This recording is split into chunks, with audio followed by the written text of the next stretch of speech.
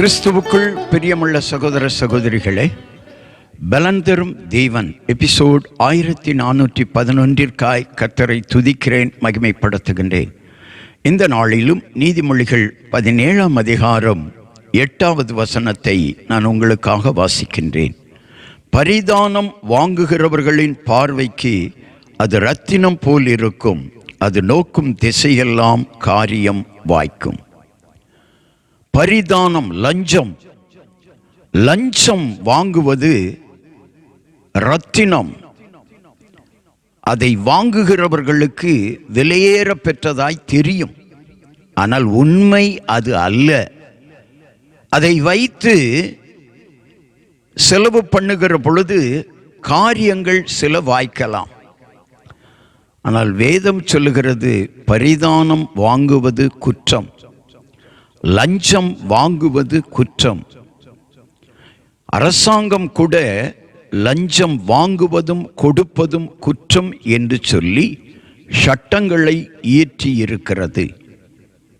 அரசாங்கத்தில் வேலை பார்க்கிற என் அன்பு சகோதரனே, சகோதரியே, நீ எவ்வளவு உயர்ந்த பதவியில் இருந்தாலும் கீழே இருக்கிற பதவியில் இருந்தாலும் பரிதானம் வாங்குவது குற்றமாக கருதப்படும். ஒருவேளை பரிதானம் வாங்குகிறவர்களுக்கு, லஞ்சம் வாங்குகிறவர்களுக்கு மகிழ்ச்சியாயிருக்கலாம். அதை வைத்து வீட்டிற்கு தேவையான பொருள்களை வாங்கிக் கொள்ளலாம். ஆனால் ஆண்டவர் அவர்களை வெறுப்பார் என்பதை மறந்துவிடக்கூடாது. இந்த உலகத்தை உருவாக்கின ஆண்டவர் சொல்வது, லஞ்சம் வாங்குவது குற்றம். எனவே பரிதானம் உங்களுக்கு இன்பமாய் தெரிந்தாலும், லஞ்சம் வாங்குவது மகிழ்ச்சியாயிருந்தாலும், பிற்காலத்திலே அது உங்களுக்கும் உங்கள் சந்ததிக்கும் ஆபத்தை உண்டாக்கிவிடும்.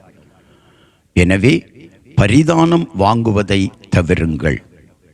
கண்களை மூடி ஜெபிக்கலாம். எங்களை நேசிக்கிற நல்ல தகப்பனே, இன்றைக்கும் அரசாங்கத்திலே, தனியாரிலே அலுவலர்களாக, அதிகாரிகளாக பணி செய்கின்றவர்களுக்கு நல்ல செய்தியை கொடுத்து கொண்டிருக்கிறீர். லஞ்சம் வாங்குவது குற்றம் என்பதை வேதம் சொன்னதை குறித்து இன்றைக்கு செய்தி கொடுக்க கிருபை செய்தீர். செய்தியை கேட்டுக்கொண்டிருக்கிற அதிகாரிகள், அலுவலர்கள், அரசு அதிகாரிகள் யாராயிருந்தாலும் லஞ்சம் வாங்காமல் உங்களுக்கு இருப்பது போதுமென்று எண்ணுங்கள். உங்கள் வருமானத்தை வைத்து வாழ கற்றுக்கொள்ளுங்கள். உங்கள் பிள்ளைகளும் உங்கள் சந்ததியும் ஆபிரகாமின் சந்ததியைப் போல ஆசீர்வாதமாக இருக்கும். இயேசு கிறிஸ்துவின் நாமத்தில் ஜெபிக்கிறேன் பிதாவே, ஆமென்.